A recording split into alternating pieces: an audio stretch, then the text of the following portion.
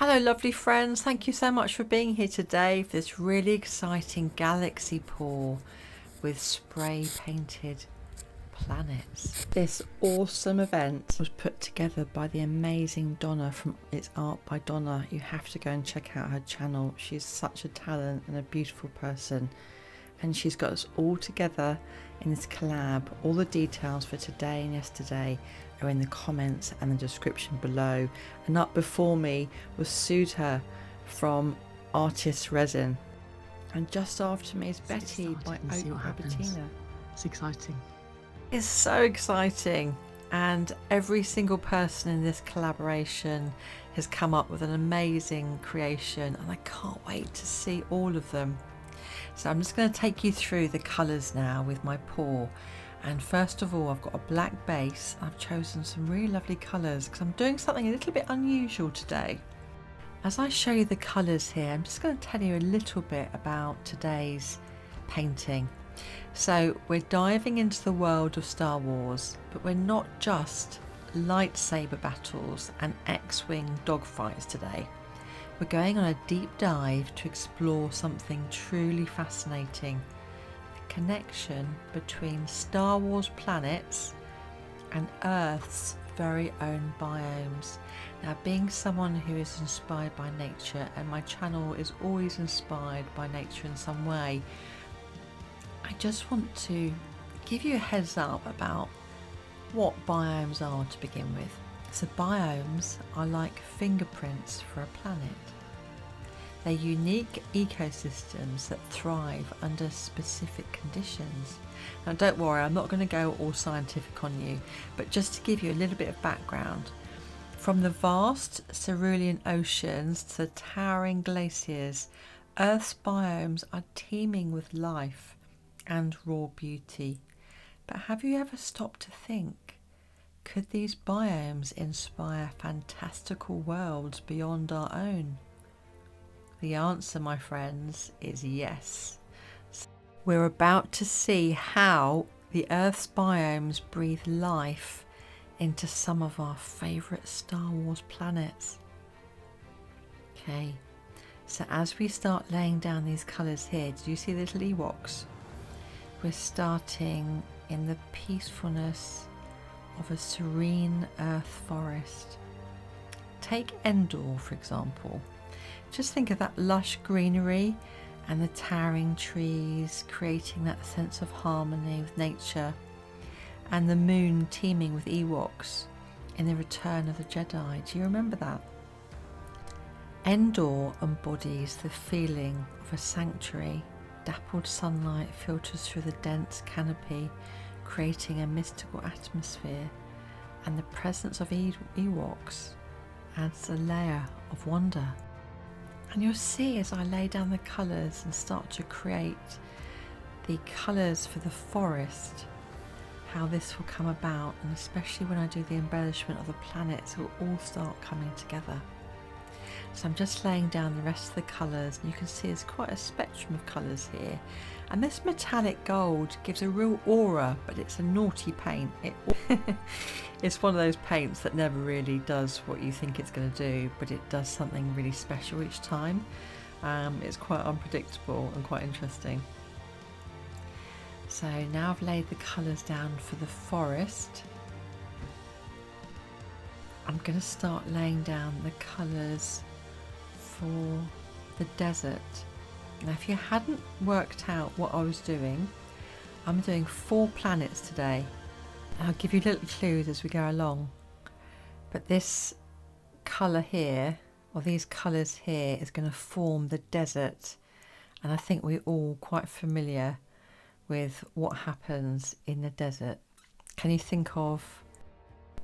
Just think of the vast stretches of land that receive very little rainfall. So they create that sort of red, orange, yellow, sandy coloured, very, very sort of not devoid of life, because you do get life, but it's just vast stretches of land. And while the Earth's deserts might seem harsh, they hold a stark beauty. So imagine gazing upon the endless sand dunes of Tatooine, the iconic desert planet, with twin suns from A New Hope. Do you remember that scene? Picture the warm glow of a double sunset bathing the dunes into a golden light, a sight that invokes a sense of wonder and the vastness of the universe. So the harshness of a desert also fosters resilience. If you think it's a feeling akin to the determination of life persisting in a challenging environment. But if you think, unlike Earth's diverse deserts, Tattoon might be a cautionary tale. What if a biome becomes too specialised? What happens if the delicate balance between life and the environment is upset? When I think of the deserts and the desert planet in Star Wars, I think of Darth Vader, because he was the father, wasn't he? Father of Luke Skywalker, who appeared in one of the earliest desert scenes. Now moving on our journey to the beautiful ocean, my happy place. Some of you who know me well know that I spend any spare minute I can swimming in the sea or around the ocean. Just thinking about the fact that the Earth's oceans cover a whopping 71% of the Earth's surface, a true testament to their vastness and power. Imagine a world like Camino, the water planet from Attack of the Clones. Crystal clear cerulean waters stretch endlessly towards the horizon, evoking a sense of serenity and peace, much like a calm ocean here on Earth. But beneath the surface is a mystery, adding a touch of the otherworldly, a feeling akin to encountering something divine in the unknown. I also think of Jedis when I think of this episode. How about you? However, like Earth's teeming oceans, Camino's ecosystems might be more fragile, a delicate balance waiting to be tipped. So next up we have the awe-inspiring glaciers and frozen plains of Hoth, the iconic ice planet from The Empire Strikes Back. Towering glaciers reach towards the sky, mirroring the feeling of witnessing a massive mountain range on Earth. The vastness inspires a sense of awe at the sheer scale and power of nature. However, Hoth's beauty is tinged with desolation, and the harshness evokes a feeling of being dwarfed by the unforgiving environment. This fragility is a constant theme on Hoth. A disruption, like a large battle, could have a catastrophic impact on the planet's delicate balance. And Chewbacca comes to mind, my favourite character when it comes to the ice planets. So I'm just adding the other colours now to really get that richness of the ocean and the ice. Can you begin to see how the potential for these planets is forming? So the top right, I could have put, in hindsight, put a bit more green up there, but because our forests are being pulled back, they're less than they used to be, and we need to put so much more into them, I thought it was a bit symbolic not having as much green as perhaps you would like to have. So that bit there, when I've done the curved gold and blue and green and top right, that is going to be the forest, and I know that's going to pour off the page once I've put the black base around it. Then you've got the ice blue down the centre and the ocean at the top, and the bottom left is the desert. So just getting rid of all the air bubbles. I've got my palette knife, and I'm going to get my cell activator, which is my titanium white and Australian Floetrol, and I'm just doing my own thing now with some swirls as I get into that feeling of creating nebulas and stars. So enjoy the process. I'll just leave you with some nice music, and I'll be doing some swiping and tilting, and then I'll bring you back when we spray paint the planets.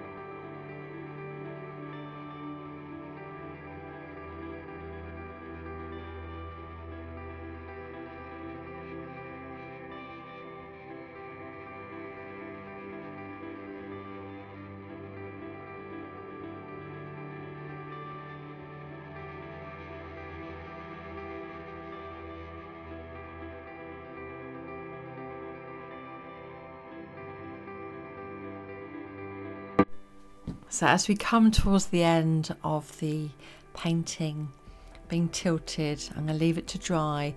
I just wanted to say that our journey through the cosmos today has shown us the incredible link between Star Wars planets and the Earth's biomes, from the vast oceans of Camino to the icy plains of Hoth. Earth's environments have served as inspiration for these fantastical worlds. I've got a bit of fantastical today, and I've really run away with a little story, so I hope you've enjoyed it. This connection goes beyond just visuals. It's about the delicate balance of nature, the resilience of life, and the awe-inspiring power of our universe.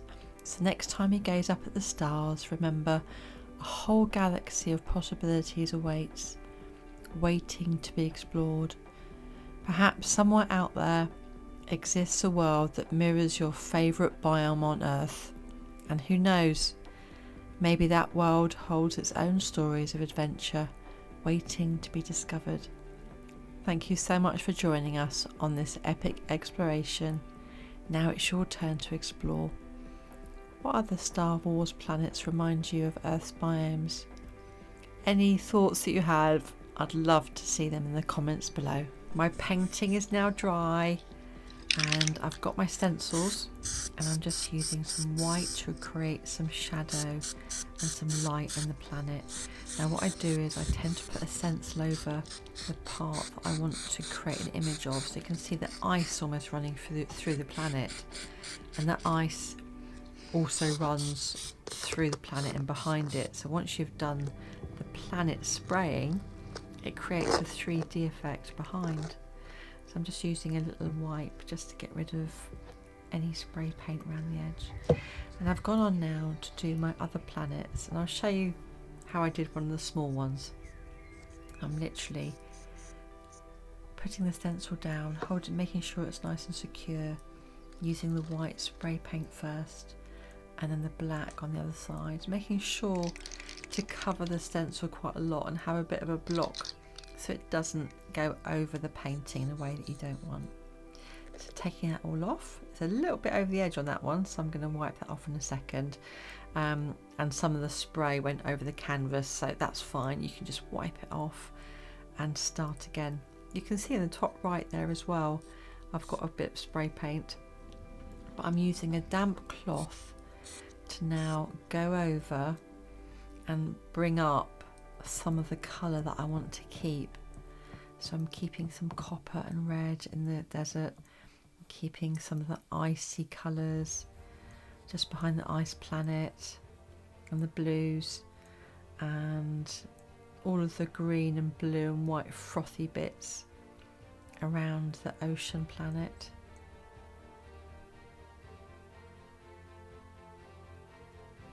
So I've just really enjoyed doing this painting today and being part of this collaboration. Look at this forest part here. See where I could have put a bit more green in, but I think it was meant to be how it was today. So I just want to say thank you so much to Donna for including me in this amazing collab with some wonderful friends and artists. And I know I say that every time, but I really mean it. It's such a wonderful community. We're so very blessed to have each other, and we're there, we inform each other, we support each other, and we just celebrate each other. It's really wonderful.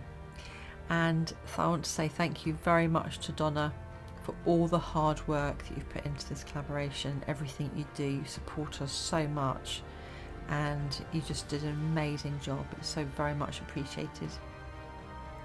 So art before me was Sudha from Artist Resin, and after me is Betty from Oak by Bettina. So if you'd like to see all the other artists in this collaboration, check out the description below in the comments. All the information will be there. Thank you so much for being here today on this journey with me. May the force be with you in whatever you do. Haven't seen the amazing Sudha from Artist Resin, who's up before me, go and see what she's created. And now let's go and see what wonderful Betty from Oak by Bettina has created. If you haven't already, please do subscribe. It really does help. Take care of you and lots of love. See you soon. Bye.